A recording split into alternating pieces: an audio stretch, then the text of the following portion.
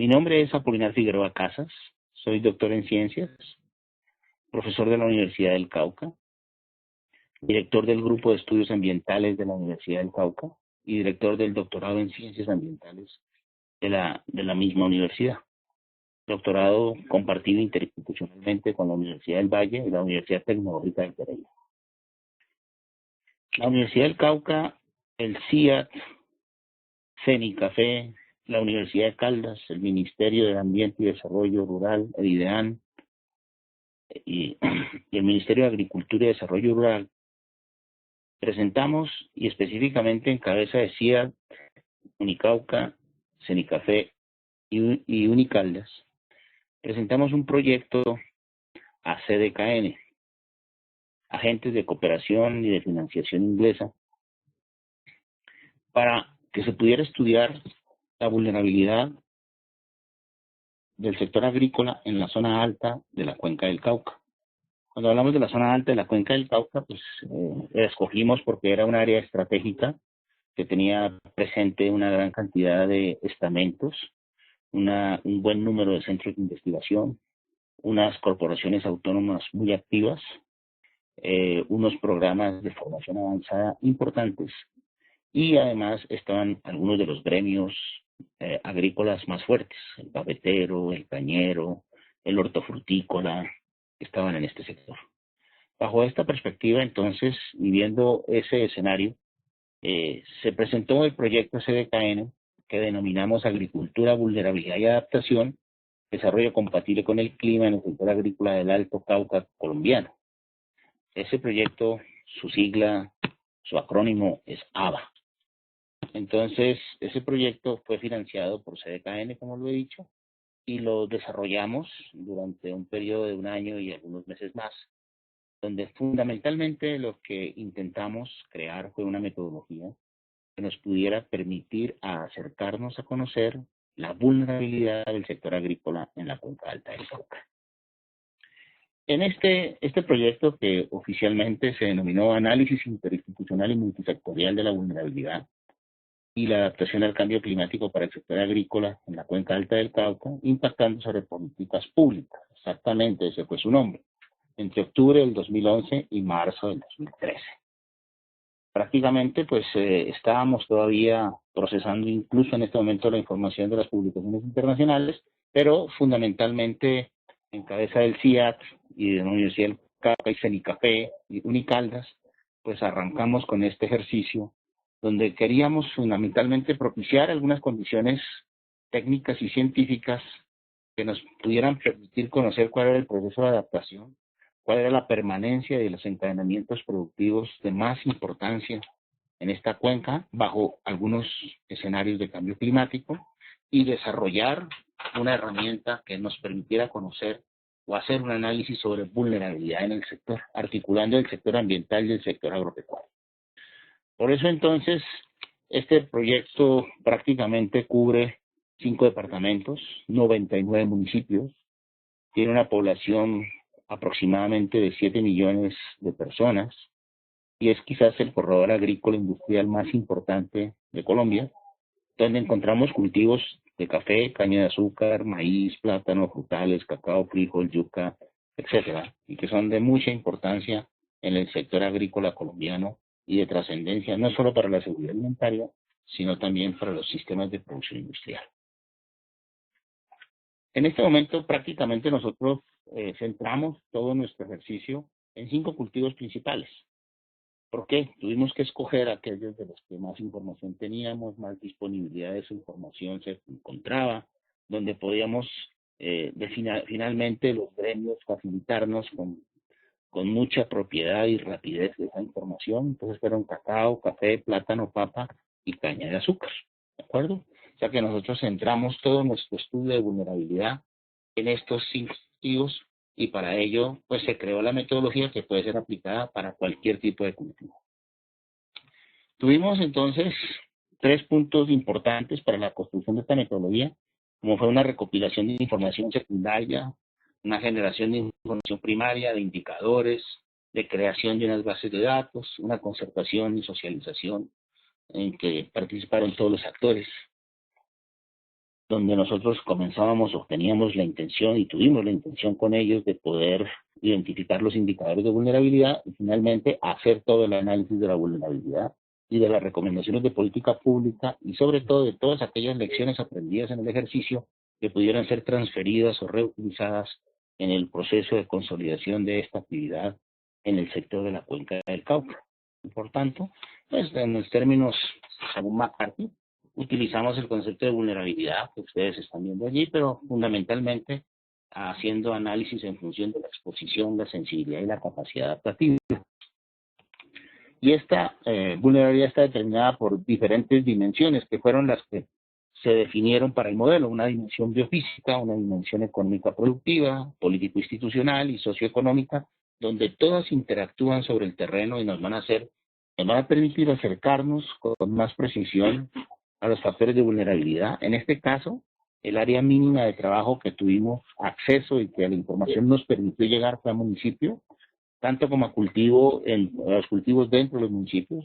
Esto nos permitió tomar un apoyo para las decisiones sectoriales, con un enfoque diferencial según el departamento, según los municipios y según el cultivo, y unas oportunidades para poder, digamos, hacer recomendaciones que permitiesen mitigar, atenuar o disminuir los efectos que se pudieran generar por esta vulnerabilidad a través de decisiones de política pública basados en modelos climáticos. Entonces, esos indicadores se hicieron por dimensiones. Entonces, tuvimos que construir indicadores por dimensiones. Esto fue un ejercicio bastante amplio. Participaron aproximadamente unas 800 personas de todos los gremios agrícolas, de las universidades, de los centros de investigación, de las corporaciones autónomas, de las alcaldías, de los 5 departamentos y de prácticamente las universidades asentadas en la región, y sacamos indicadores por la dimensión económico-productiva, por la dimensión biofísica, por la político-institucional y por la sociocultural. Estos indicadores que ustedes pueden ver aquí son indicadores que prácticamente había que configurar que ellos pudieran ser verificados en campo, que realmente existiese la información para poder ser utilizados. Una actividad bastante fuerte y muy de mucho trabajo de campo y de mucho trabajo de gabinete, donde obviamente teníamos que buscar que si en verdad había un respaldo real que científicamente pudiera soportar un análisis y que pudiéramos utilizar dicha información para hacer la evaluación de la vulnerabilidad. Entonces, por ejemplo, todos los datos socioculturales asociados a los rasgos sociodemográficos, a los índices de desarrollo, a los índices de ruralidad, a la fragilidad ambiental, al capital humano, a la presencia de violencia, a la capacidad institucional, entre algunos, así como los que también están puestos en las otras dimensiones, fueron el punto fundamental para este ejercicio. Entonces, ¿nosotros qué queríamos? Generar una metodología que fuera aplicable a otras regiones y que tuviera la factibilidad de ser utilizada en diferentes escalas y poder tener un análisis de vulnerabilidad sobre el cual se pudiese construir, adaptar, proponer, desarrollar y posiblemente mejorar las condiciones y las capacidades adaptativas de los municipios y de los cultivos que se estaban estudiando. Algunos resultados interesantes de este ejercicio que vale la pena que los tengamos presentes, es que tuvimos que trabajar con grupos focales para tratar de ver toda la dimensión social en el aspecto de la vulnerabilidad. Hay que tener presente que los estudios de vulnerabilidad, pues podemos tener datos tanto cualitativos como cuantitativos, por lo tanto era fundamental poder homogeneizar la información, o sea, homogeneizar la forma como están representados los indicadores, para que esos indicadores todos pudieran correr bajo una misma estructura de presentación de datos y no tener diferentes tipos de presentaciones. Bueno, entonces estos grupos focales era establecer cuáles eran los mecanismos de captura, qué tipo de información nos comentaban, de qué manera ellos trabajaban en sus regiones, cuáles eran sus indicadores, cómo podíamos hablar de bioindicadores en cada una de estas regiones, si esos existían, y si teníamos datos para que esos bioindicadores pudieran ser prácticamente obtenidos. Entonces ahí teníamos unos objetivos que era, en principio, recolectar la información en temas relacionados con la producción agropecuaria y la variabilidad y el cambio climático, Recuerden ustedes que uno de los temas más complicados en el sector y específicamente en el país es tener grandes series de tiempo sobre datos climáticos en extensión grandes del territorio. Aquí era importante saber exactamente cuáles eran las apreciaciones y la información que las propias comunidades o estos grupos focales tenían. Determinar las relaciones entre mes, año, clima y las actividades productivas. Debemos saber ellos cómo lo manejaban y crear un marco regional que establezca una visibilidad de esos conocimientos locales con los conocimientos, digamos, de la ciencia y también con la nueva geopolítica que se denomina aquí el conocimiento, o sea, hablar de lo local, de la localidad y hablar de que posiblemente en esta forma podemos hacer una relación entre conocimientos y saberes y poder establecer un nuevo discurso que nos permitiera acercarnos a entender mucho más cerca del concepto de las comunidades, la realidad y sus percepciones sobre los indicadores, sobre la variabilidad climática y sobre el cambio climático en estos tipos de cultivos. Entonces, el trabajo de estos grupos locales, entonces, por ejemplo, aquí tenemos algunos que vamos simplemente a que ustedes los, ¿sí?, con los cuales estuvimos trabajando. Entonces, no es lo mismo trabajar con un grupo focal campesino que en un grupo focal indígena y por lo tanto, entonces, debíamos de tener diferentes tipos de acercamientos. Entonces, algunas de las cosas que podíamos decir es las señales o los indicadores que se podían tratar de encontrar. Aquí tienen ustedes 6 ejemplos para vegetación, fauna, agua, suelo, atmósfera y otros, donde podemos ver, observar y podemos, digamos, permitirnos entender cómo sobre la vegetación, qué tipos de indicadores ellos encontraban y cuál es la interpretación que se les daba, por ejemplo, sobre la fauna, cuando algunos animales se encontraban, qué significancia tenían o para qué podrían ser indicativos, lo mismo que para el agua, para el suelo, para la atmósfera, en fin, para todos otros aspectos que están ligados al comportamiento de las siembras, a los sistemas de sembrado, a los sistemas de la fenología de las plantas, que muchas veces no la conocían como la fenología, sino simplemente la conocían como el ciclo del sistema productivo, básicamente, y entonces eran unos aportes fundamentales para poder entender cuáles eran estas percepciones y cómo estas percepciones podían generar cambios extremos en clima que afectaban a los cultivos en una región. Por lo tanto, entonces, pudimos identificar también varios tipos de problemas que pueden estar afectando estos tipos de productos en la parte biofísica, en la parte económica, en la parte de infraestructura, en la parte política. Aquí ustedes pueden ver un cuadro que hace específicamente ese tipo de descripción, ¿no es cierto? Esto fue fundamentalmente construido con las comunidades. Entonces, lo hicimos en el año 2000 y hasta en los últimos 5 años con el propósito de tener una temporalidad que nos permitiera poder identificar cuándo habían habido afectación a cosechas, cuándo habían alteraciones en el sistema de producción, en el retardo de los procesos de producción, si había habido, por ejemplo, crisis alimentaria, podíamos identificarlas con hambrunas, o sea, aparición de algunas plagas, o cambio en los periodos vegetativos de un cultivo, o en el volumen de producción de un cultivo. Bueno, todo esto nos permitía identificar qué consecuencias habían generado esos cambios o alteraciones, tanto en la variabilidad de las condiciones climáticas, sobre las áreas en las que se estaba trabajando. Entonces, esas actividades de las comunidades nos van a permitir controlar, reducir, aminorar la vulnerabilidad que el sector agrícola puede tener. Entonces, podríamos encontrarnos, pues, que podríamos tener alternativas de cultivos bajo cubierta, barreras protectoras, regeneración del paisaje, diversificación del cultivo y, por ejemplo, el patrón de género, como también se vinculaba con actividades fundamentales de la comunidad que a través de ellas se propiciaba una reducción importante de esa vulnerabilidad en algunos sectores. Finalmente, en el análisis se han identificado indicadores por municipio, cultivos con mayor y menor vulnerabilidad y los municipios y departamentos con mayor y menor vulnerabilidad. Entonces, por ejemplo, los cultivos más vulnerables, la caña de azúcar en el Quindío y el café en Risaralda, los cultivos menos vulnerables, la papa en el Cauca, pero ahí tendríamos un punto muy importante a determinar cuál es su capacidad adaptativa, ¿no es cierto? Aquí tenemos los resultados por cultivos, la valoración de la vulnerabilidad del sector agrícola por departamentos. Entonces, los departamentales, entonces para cada uno de los 5 cultivos, plátano, papa, frijol, caña, café, cacao, perfectamente ustedes pueden ver su capacidad adaptativa y su vulnerabilidad. con los datos de exposición y sensibilidad. Y ahora vamos a ver la valoración por cada uno de sus sectores agrícolas a escala departamental, ¿no es cierto? Entonces, aquí podemos ver qué pasa con el plátano, y con la papa, y con el frijol, y con la caña de azúcar, y con el café, y con el cacao, en cada uno de los departamentos.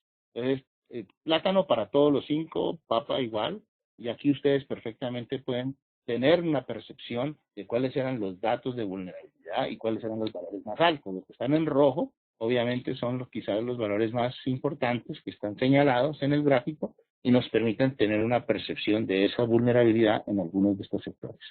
Aquí en estos gráficos lo que buscábamos era que pudiéramos ver cuáles eran los departamentos en términos amplios y generales más vulnerables, cómo era la exposición en cada uno de ellos, la sensibilidad y la capacidad adaptativa. Nos permite tener este gráfico una visión genérica acerca de este proceso. Y obviamente aquí podríamos tener por municipios, podríamos identificar en cada uno de los 5 departamentos cuáles eran los municipios con vulnerabilidad más baja en la cuenta. Aquí ustedes perfectamente los están viendo. Y a ustedes también cuáles eran los de más alto, que es lo que ustedes están viendo aquí. Por ejemplo, en el caso de Salamina es quizás uno de los de más altos, en Risaralda, Palestina, ¿de acuerdo? O en el Valle del Cauca tenemos Yotoco, Caizán y San Pedro. En el Cauca, pues Caloto, Jambaló, Silvia y Buenos Aires. En Risaralda, Pía, Pereira, Marsella. En Quindío, Pijao, Córdoba y Montenegro. Entonces, aquí ya, por ejemplo, tenemos un análisis que nos permite decir, mire, de los municipios, de los 99 municipios de la cuenca, los que tienen más alta procesos de vulnerabilidad en la cuenca son tales. Aquí están enunciados. Y sobre ellos, entonces, tendríamos que entrar a actuar. Entonces, aquí viene la vulnerabilidad, exposición y capacidad adaptativa a nivel de cuenca. Aquí la estamos viendo. Entonces, aquí vienen los valores genéricos totales, el mínimo, el medio y el máximo. O sea, que el medio valor de la vulnerabilidad es de 44.05. Para toda la cuenca, ustedes están viendo el gráfico que está mostrando la adaptación, la sensibilidad y la exposición, para que nos va a permitir conocer cuál es el valor de la vulnerabilidad. Entonces, el departamento más vulnerable, en total, es Caldas y Cauca, el menos vulnerable es Risaralda, y por cada departamento, el cultivo más vulnerable lo estamos viendo aquí, ¿no es cierto? En Caldas, caña de azúcar; en Cauca, cacao y café; en Quindío, caña de azúcar; en Risaralda, caña de azúcar; en el Valle del Cauca, el plátano. Y otra cosa que estuvimos viendo era la actitud climática de los cultivos. Entonces, algunos cultivos se adaptan mejor que otros, como lo dice. Entonces, es el caso, tales como el café, el maíz y la papa en la cuenca alta del río Cauca, ¿sí? Se siembran en zonas medias y altas de la cordillera. Disminuye su porcentaje de actitud climática bajo un escenario de cambio climático. Esto es muy importante, ¿no es cierto? Entonces, ¿qué decimos? O sea, que la probabilidad de poner en peligro ecosistemas estratégicos al tener una disminución en su porcentaje de actitud climática es un punto muy importante para los procesos de conservación y para los procesos de conflictos que se pueden presentar entre áreas de producción y áreas de conservación de ecosistemas estratégicos. Bueno, otro de los puntos que quisiera que tuviéramos presentes era qué cosas o qué productos nos permitieron tener insumos para la formulación de políticas públicas. Entonces, ABA es útil para que podamos generar una política a nivel nacional, una política a nivel regional, una política a nivel gremial, ¿de acuerdo? ¿A través de qué? De la información que está generando el proceso, de los datos que se han podido utilizar, que están tanto a nivel de municipio como a nivel de departamento y obviamente a nivel de una amplia región del país. Entonces, estos análisis de vulnerabilidad, ¿cuál es el objeto? Es proveer información de acceso abierto de múltiples escalas para proveer más datos socioeconómicos y ambientales que nos permitieran conocer de diferentes fuentes los procesos de la fenología de los cultivos, teniendo en cuenta los indicadores de agua. Entonces, priorizar acciones generales y diseñar medidas específicas según los tipos de cultivo, según los tipos de municipio o las prioridades, la priorización de acciones generales que pudieran ser abiertamente puestas a grandes partes y extensiones del territorio. Esto nos lleva a la priorización de la intervención de la adaptación. Entonces, esto implica necesariamente que el país tiene que comenzar a pensar una reorganización productiva del territorio, un plan de ordenamiento territorial productivo. El sector agrícola se hace fundamental. Entonces, la priorización e intervención en los procesos de adaptación en pequeños y medianos productores, ¿no es cierto? Por ejemplo, es un tema muy importante. Entonces, el cambio climático debe ser identificado en ellos. Y esto se tiene que partir no tanto acerca del conocimiento tipo 1 o modo 1 y el conocimiento modo 2, que es el de los saberes y es el conocimiento normal de la ciencia, que lo tenemos que asociar y poder generar nuevos procesos. Y entonces, para esa priorización a nivel nacional y a nivel regional, para considerar, además del nivel de la vulnerabilidad, en el proceso de la priorización para la adaptación, pues tenemos que tener en cuenta el tipo de cultivo, el número de hectáreas que tiene ese cultivo, porcentaje de área total del municipio que se encuentra en el cultivo, la contribución de dicho cultivo en el Producto Interno Bruto de cada municipio, factor que tuvo que ser recalculado para los 99 municipios, la contribución de dicho cultivo al insumo interno de los alimentos, a la canasta básica familiar, ¿sí? La diversificación productiva para poder suplir la demanda y poder garantizar una seguridad alimentaria. Estas estrategias lo que buscan es fortalecer, organizar y proveer mayores fortalezas para la inversión, para el desarrollo tecnológico, para la transferencia de tecnología y la provisión del conocimiento en las comunidades, ¿sí? Y que esto me permita, de una manera, que los impactos del cambio y la vulnerabilidad no serán iguales para cadenas productivas muy organizadas que aquellas que no tengan un nivel de organización o un tipo de información que les permita tener respuestas adaptativas rápidas y acordes a las demandas de lo que existe en el territorio.